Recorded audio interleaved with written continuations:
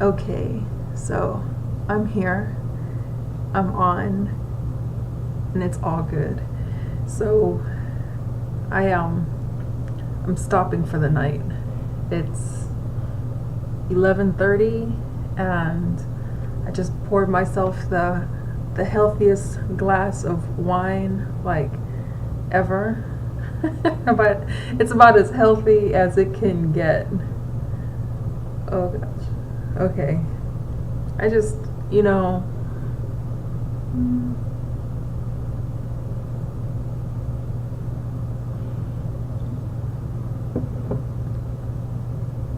yeah. I just had to pour the rest of the bottle in there. I was like, you know what? Forget about it. I'm either going to have two little glasses or just one big healthy one. And we all know that I like to be healthy. So, yeah. So don't get fooled.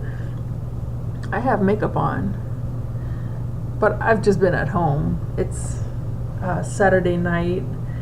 It's the 8th of September. And, you know, I work Saturdays. Like, you know, I try to take Sunday off, at least. But I do work Saturdays. So, but I had to chill. And plus, I gotta work tomorrow because I have a school assignment that's due tomorrow, and I didn't do it today. I just got burnt out, you know, so. But it's not a bad burnout. You know, it just gets to a point where sometimes I like working at night, but then I have to like deflate, and I'll start deflating really late, and then I'll wind up getting like, we're going to sleep like really late, and you know, when I deflate, at least I have a chance of going to bed just a little bit earlier. So, but today was really productive, and yesterday was really productive too. I'm trying to get new ways of being like organized.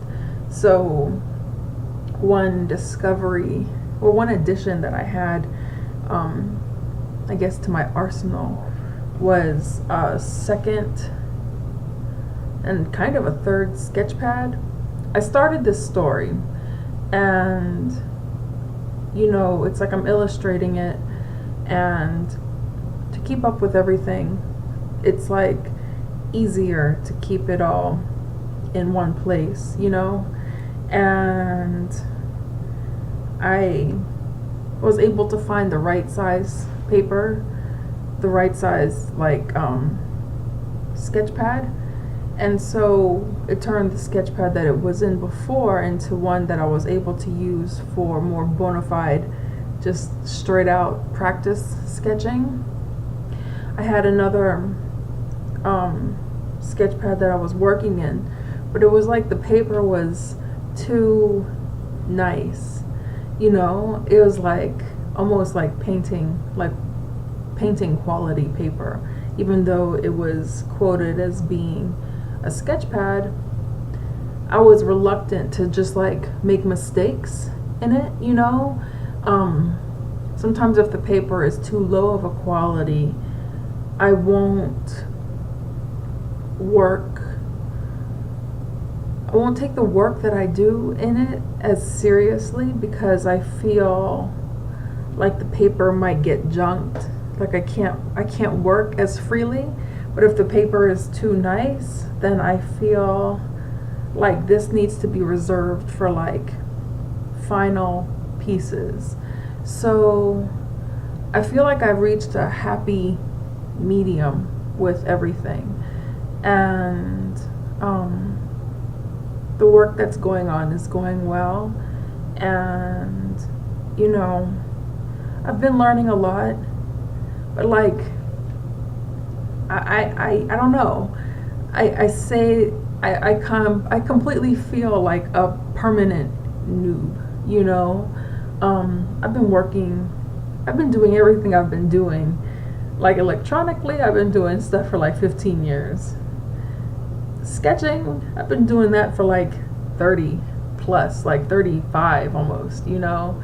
But I still always feel like there's so much to learn, almost to a point where, like, there is no mentioning of how much I may know, because it's all irrelevant, because how much I don't know is like way more. It's way bigger of a number, you know, like, or way bigger of a percentage.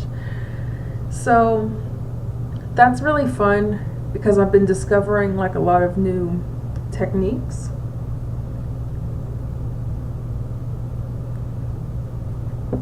For a lot of things. I usually fish around for some electronic techniques, more than like the hand-drawn situation. But now I'm thinking, well, maybe I should fish around for some hand-drawn things. I really haven't been doing either one until recently. And I think it's just because it's part of like the continued education kind of thing. Like, I used to see, you know, this, or I used to think about like what it means to be like self-taught. And then, you know, that kind of made me reluctant to want to learn anything about certain pieces of software or certain drawing techniques from anybody. But then I was like,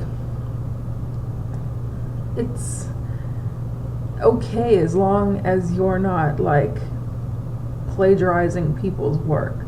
I think in the art realm there's a really fine line between being like yourself and like basically being like someone else, you know? And I think if you have that kind of defined for yourself, should be pretty cool, you know. I think sometimes what happens is that I start avoiding things in a big way because I've had a disdain for certain aspects of it in other ways. So I'll just avoid like the whole scene, you know. And that's not necessarily like the way that it like should be. And sometimes I could be too hardcore with some things. You know, I'm a big softie if you ask me. But with some things, like, I'll just get super stubborn and I have my own definition about how things are. And it's not necessarily right, but I've noticed that some of it is so well defined that it goes into like this branch of stubbornness, you know. So I've been enjoying what I've been learning.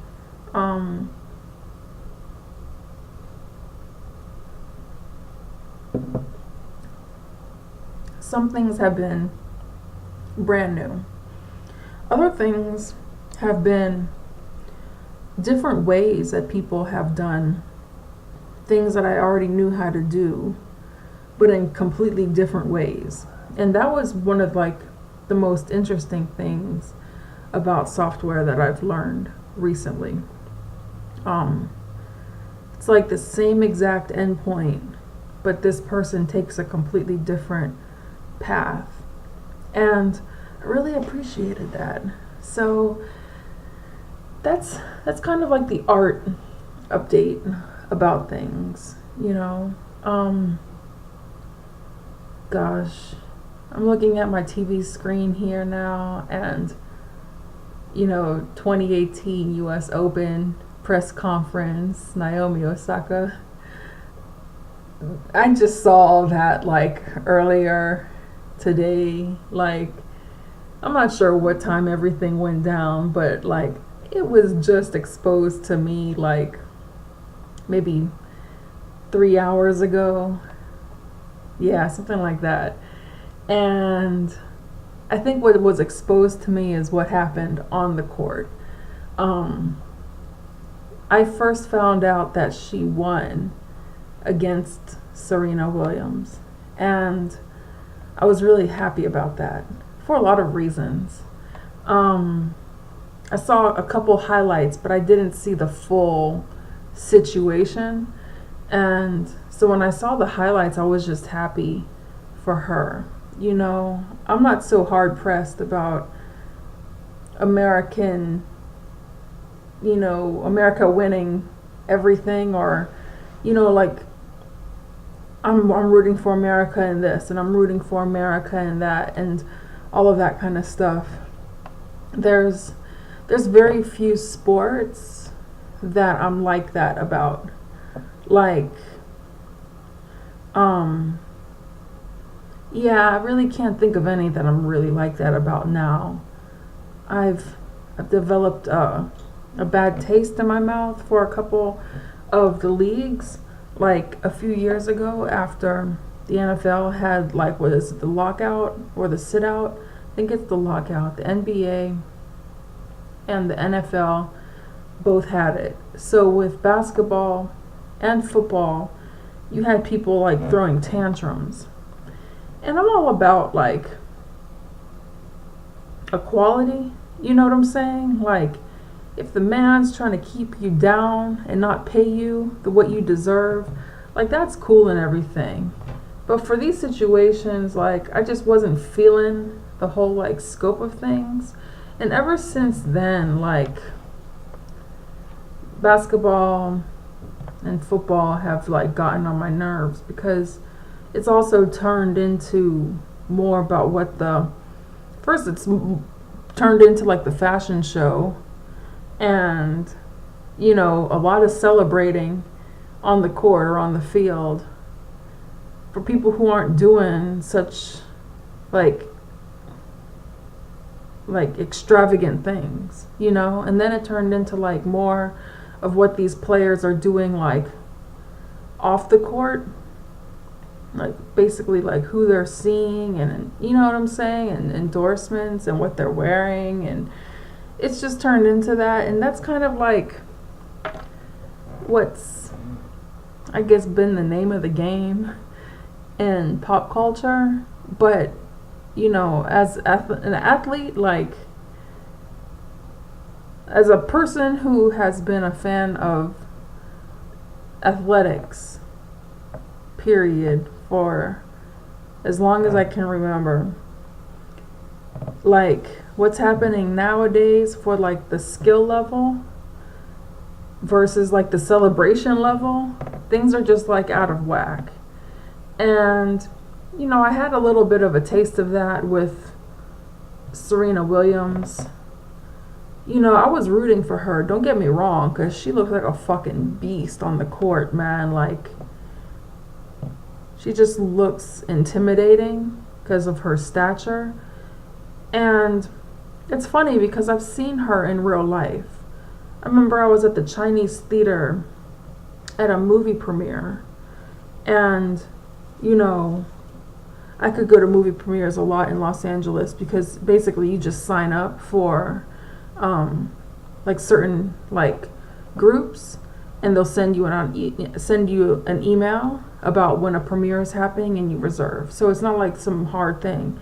And she was at one of them. I was with one of my home girls, and she was really into movies, and we used to go to these premieres together like a lot. Sometimes I would have tickets, sometimes she would have tickets. So I saw Serena there, and she's not that yoked like in person. I mean, I think she looks great. I don't want to be like that, because honestly, I don't feel like pumping any iron lately, not that hard. I don't feel like going for this like CrossFit super anything look anymore. Like, I'm chubby, and I drink, and I eat, and I'm happy. I'm good. So, but I think it's great when someone can be all athletic like that. You know what I'm saying? Like, I'm happy where I am for the most part. But fundamentally, like, I'm happy where I am. So, but like, she looks like she is really powerful, and so I forget where I was going with that, but like, I was rooting for her, and plus, I like how she sea walked during some tournament.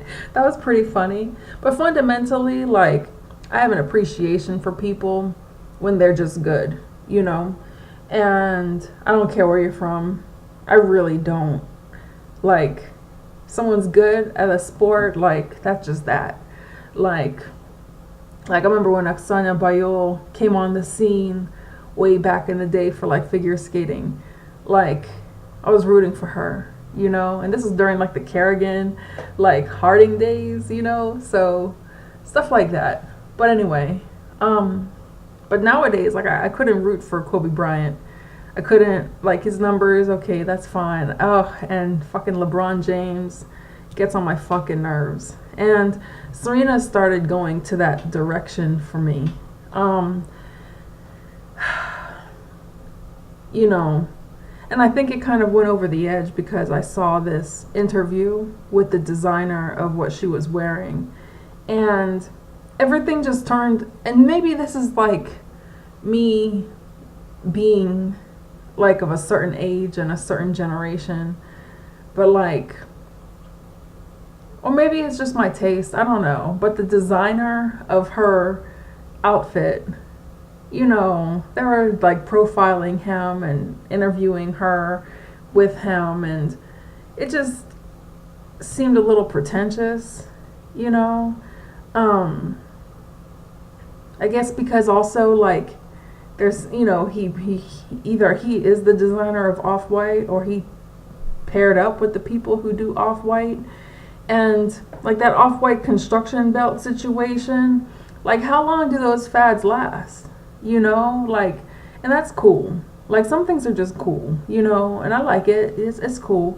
But then, you know, they were like pairing this up with like the shoes and these outfits, and it seemed like he was trying to be like all avant-garde and stuff, and I just wasn't feeling it. But then with her being there, it just made things like get further away from the sport, you know? And I think that's when I started having more well-defined issues, you know? And so you have Homegirl here from Japan, and I was just happy for Japan.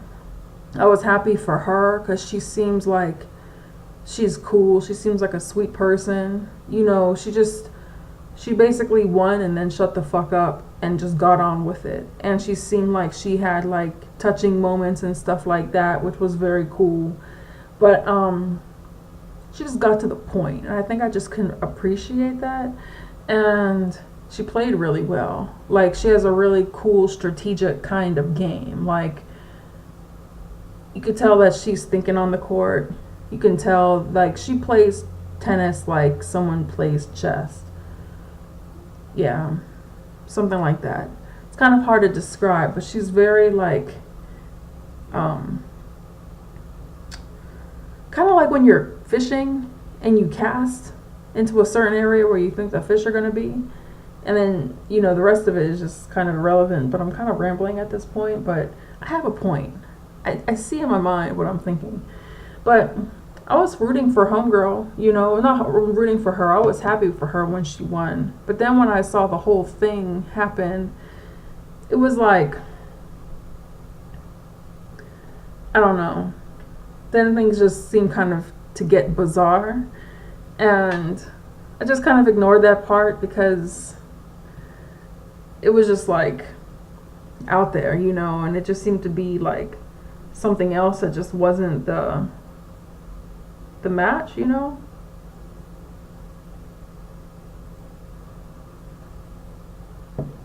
But I was happy when, you know, Serena said no more booing, because one thing that kind of like got to me was like, this is Homegirl's first Grand Slam, you know, and people are over here like booing certain aspects. And that's when I was just kind of like, Serena did throw a tantrum.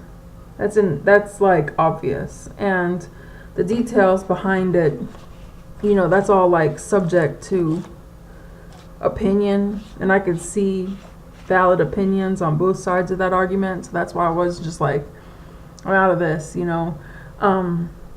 But I just didn't want somebody's like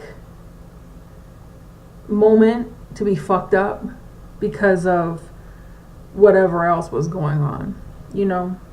So I'm happy for her. I watched the highlights from a lot of the matches, and I just had a good time watching, you know.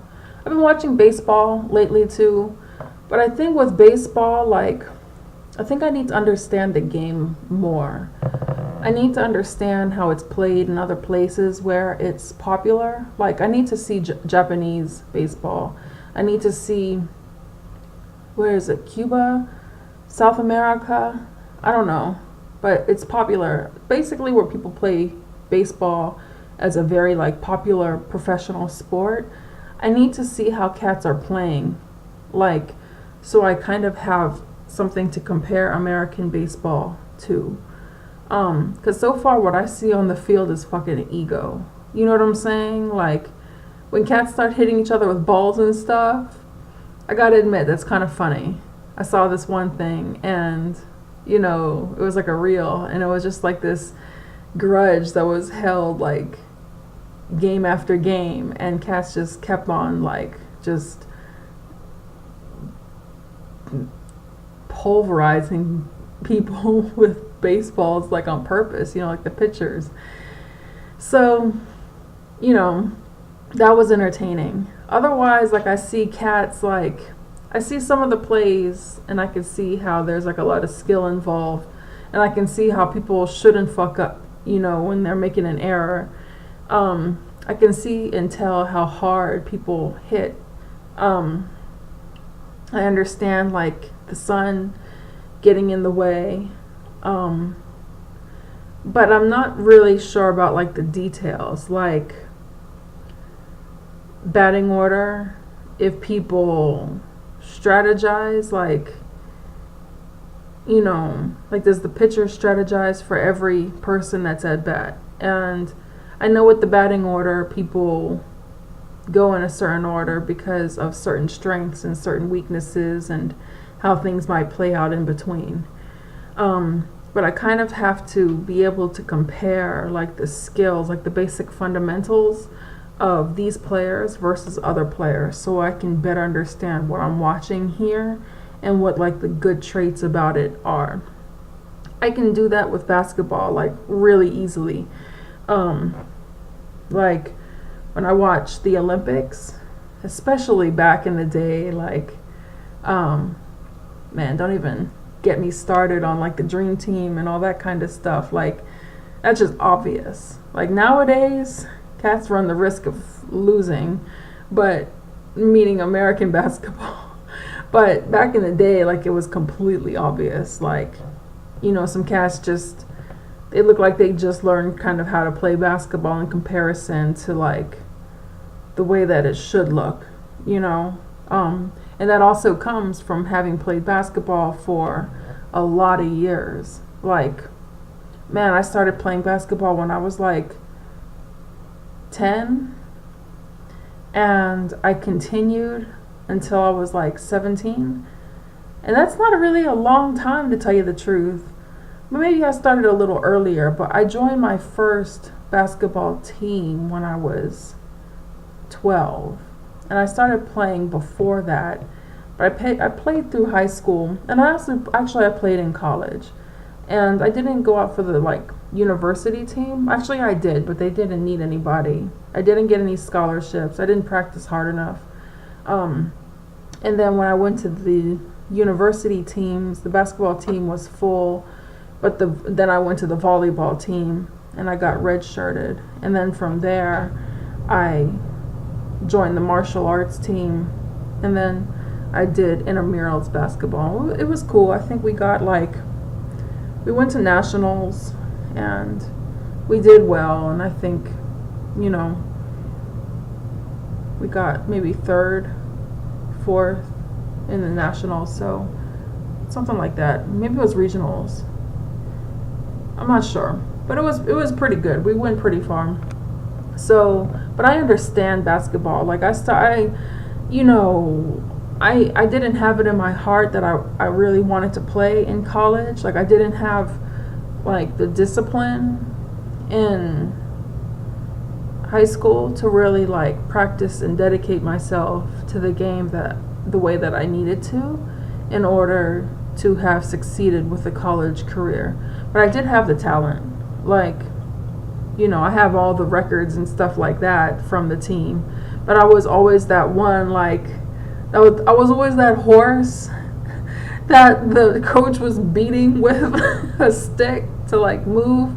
And I'd just be like, man, fuck this. And I'm still kind of like that now, like, with some things. When I get driven to do something, like, I'm pretty cool. But I do have, like, that thing that's kind of like, man, forget about it. So, but with baseball, like, I have to understand. Like, I've played baseball before, like, like, just for shits and giggles and stuff. And, like, I get the rules of the game, but I really don't know what I'm watching. American football, like, I don't know the name of every position, and I'm not really able to, like, really spot plays. Like, I began to be able to kind of spot plays and run plays and learn about plays and stuff when I used to play Madden back in the day, like in college. But I understand American football. I understand the fundamentals to a degree, and I think I just understand the game more than baseball. But yeah, back to what I was saying, like, there's just like a lot of like chauvinism in baseball. I think I'm just becoming so sensitive to some things that it distracts me, and I think that's just a me thing. Because sometimes I'm kind of like I get it and stuff like that, but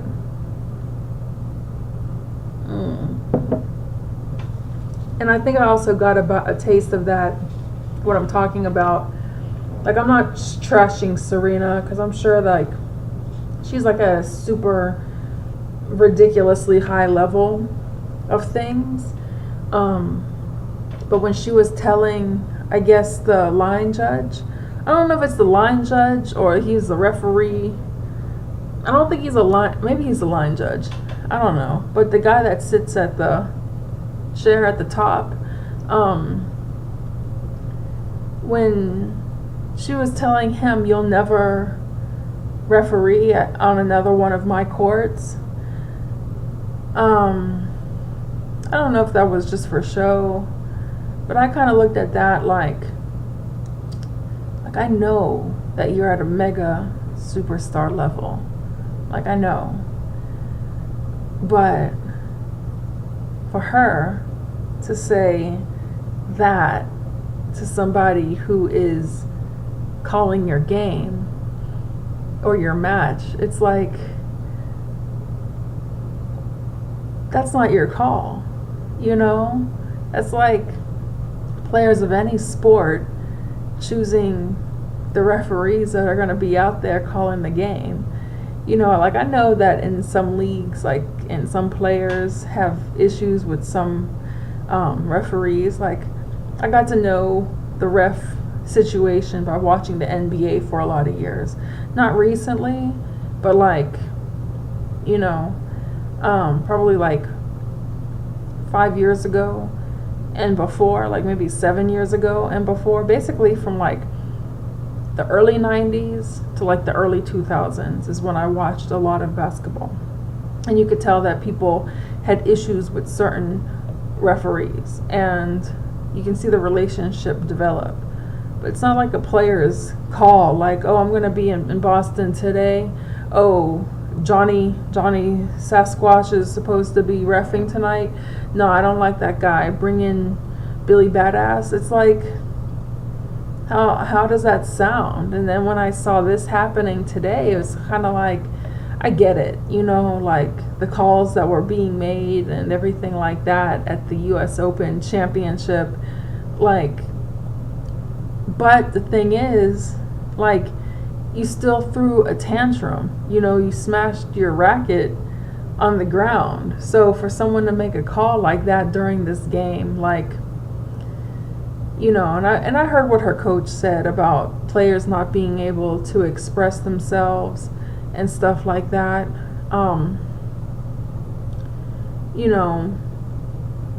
It comes to a point where, like, I get it, like, it's her racket, she should be able to smash it.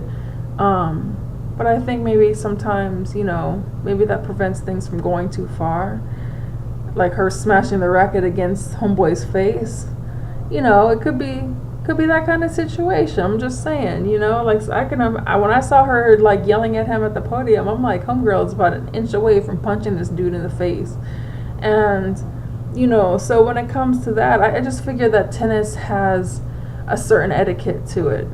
It's known as like the rich man's game, like golf, or something like that. And it's supposed to be all posh and prestigious and high class and whatever the fuck else, and that's cool. That could just be, quote unquote, what I'm saying, oppressing people and trying to make it like their way. But tennis has always had this air of respect about it. And when something's like out of line, it's kind of like, well, is it like old school to like not let things like this happen?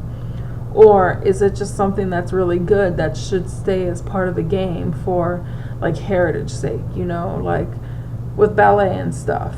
I noticed that, it's like all these like new age dancers and whatever. And I'm like, dude, you don't even move that well. You don't have great feet. Like, you know what I'm saying? Like, and that's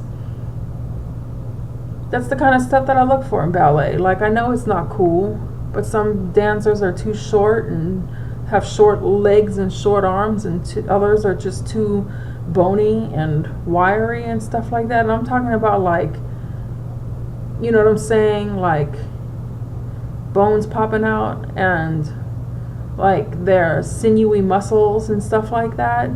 And they still don't have the best like silhouettes. They don't have the best movements and stuff like that. I like the old school ballet. And when it comes to like the new school with stuff like, that, it distracts me to a point where I have a hard time, appreciating a lot of dancers. And I try to find dancers that I like, but I just haven't. And it's been like years.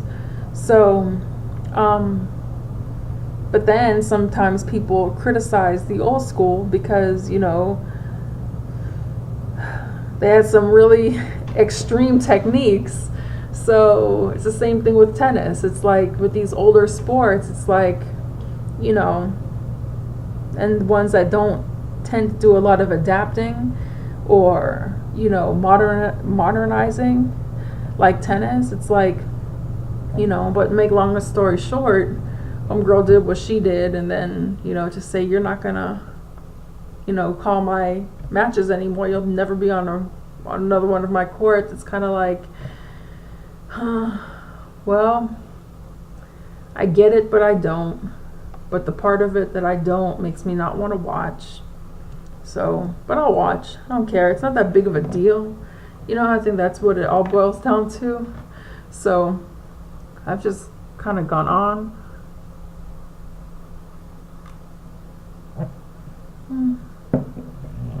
But,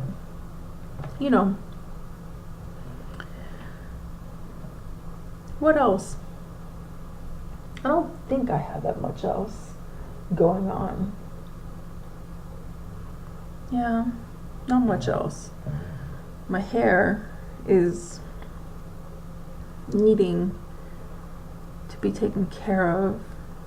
And it's on this side because I wear a watch on this side. And if my hair gets caught in here, it's like no bueno.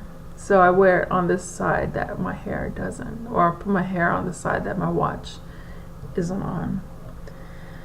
So, little tidbit, a filming tidbit. So I don't really have much else planned for tonight. I'll probably do some writing. Maybe, I don't know. Honestly, I might just be at nothing. I might just watch some YouTube and zone out and do some gaming and watch some Game of Thrones for the 5th time and this Japanese drama that I'm watching about 2 sisters and just call it a night, you know, because I always want to like do stuff, but then you know how it goes. So, but yeah. And one thing about writing is that the class that I'm taking now is about creative writing, is creative writing. So that's kind of random. I'm in video game design and development, and my first degree is in graphic design. So now I'm taking this creative writing class, and it kind of is working out really well because I'm able to use certain aspects of the class for one of my most current projects. So that actually has been working out well and is very exciting. So during YouTube watching, I'll probably, you know, do something. I don't think I'll be able to help myself, but that's just that. So on that note, I'm gonna go because it is 11:59, and not that makes a big difference, but I don't think I have much else to talk about. I had a goal to finish this glass of wine by the time I ended this video.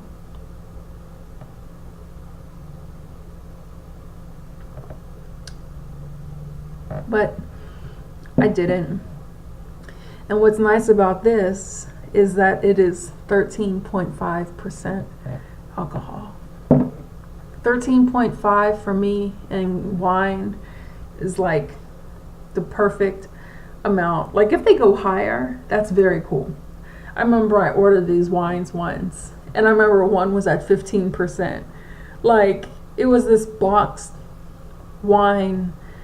You know how they have like those boxes, like subscriptions? It was for wine. And so you like have these specialty wine producers that all were like featured on this site, and you know, you pay a monthly fee or you pay something. I forget how the payment was, but I think you pay per month and you get 3 wines or something. And they used to have wines that went up to 15%, and I was just like, what the fuck are these people doing, man? But I loved it, you know, like, because it's really, like in restaurants, most beverage managers in restaurants that carry a lot of wine aren't going to stock a wine that's at 15%. Like, they just think about things in a corporate way most of the time. Like they think about taste, but then they think about like customers getting like super wasted. You know, so that could be a part of it. It's unorthodox to have wines that are like at that high of an alcohol content. So, you know, they usually won't like do something like that either. So, and then in the store, like let's say like a supermarket, like Kroger or something like that, most of those wines don't have like that high of an alcohol content. Like you can, like 15%, like 13, 5, 14, you can probably find that. But like going up to 15, it's like, I just never saw it. You know, in all my years drinking wine and selling wine, like I had hardly ever run into something with that high of an alcohol content. So that service, like subscription service, was like super funny. I used to order like all the highest contents and be like, what the hell is this gonna be, you know? So, but this one is cool. This one's just like a little cheapie, but it's good because sometimes I get even more of a cheapie, but that cheapie is like at 12.5. But it is amazing what 1% difference can make, you know? It's like 2 different worlds. And it's the same with beer. I can't, I drank a Coors Light the other day, and it was at 4.2%. And it was cool because it had a different taste than what I was usually drinking. When I drink beer, I usually like, a higher content, like 5.9, 6%. Sometimes I go up to like the 8%. But going down to like 4% was cool. But like, I don't sense that much of a difference between like a 4% beer and a 5%, except for the 4% just seems like almost a total waste. But I do have an appreciation for beers that sit at like 6.5. That 6.5% is like, I think, the perfect beer zone. You have like those cheapy beers that go up to like 6% and then 8%. The 6% ones are okay, but when you go into like that craft beer kind of situation, and they naturally have a higher alcohol content, usually it's like a smaller batch or a more down home kind of brewery, like they usually have like tastiness and like the taste of the alcohol. Like some of these wines, don't get me wrong, like sometimes when you run into 15%, you're almost like, dude, that needs to be at like 14.5. That needs to be at like 14, because that's just too much at 15. So, I'm just talking to myself at this point, right? So, like, I make these videos and it's cool and everything, but I'm having a good time just talking, and I can talk for like ever. I feel like I'm sitting at a bar with someone who I can just keep talking because there's no response here. So I hope that I'm entertaining at the very least. In a conversation, I try not to run on this much. I try. So, but I don't have many conversations. I don't talk on the phone. I haven't been out like, oh my gosh, I can't remember the last time I went out. We're talking about like years. Like, yeah. So, I talked to cashiers at, the supermarket. That's about it. So, when they're carding me. So, or something, customer service. So, anyway, I'm gonna go because at this point, I'm just going on, and I can go on for a lot longer, and maybe I will, but not right now. So on that note, I will talk to you later, and yeah, have a good night. Bye. Bye.